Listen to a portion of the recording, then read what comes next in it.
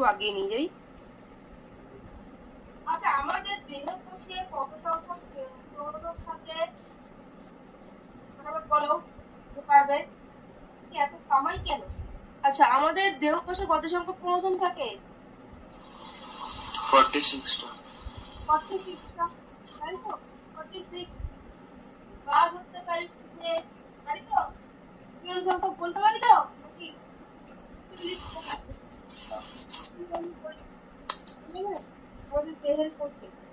এবার এই যে নিউক্লিয়াসটা রয়েছে সেইটা দেখো কি বলছে, যে কোষের নিউক্লিয়াস পরপর তো প্রথমবারে কি হয়, অর্ধেক সংখ্যক ক্রোমোজোম 2n ছিল, সেখান থেকে দুটো কোষ সৃষ্টি করলো, যে কোষগুলো যে নিউক্লিয়াস পরপর দুইবার এবং ক্রোমোজোম একবার বিভাজিত মাতৃকোষের অর্ধেক সংখ্যক ক্রোমোজোম 4টি অপত্য কোষ। প্রথমে একবার বিভাজিত হলো, প্রথমবার বিভাজিত হলো, অর্ধেক সংখ্যক কোষ বিশিষ্ট দুটো কোষ সৃষ্টি হলো, ঠিক আছে? তারপরে দেখো কি হয়, সেই কোষগুলো আবার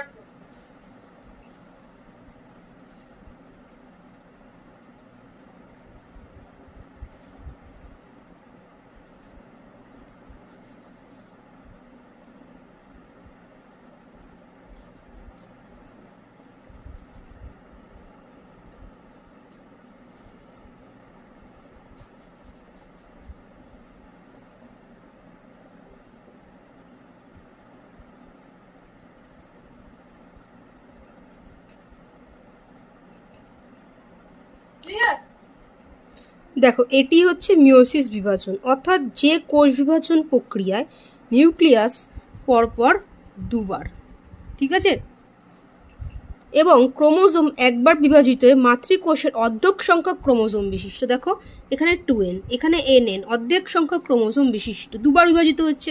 এটা প্রথমবার মিওসিস 1, এটা দ্বিতীয়বার মিওসিস 2।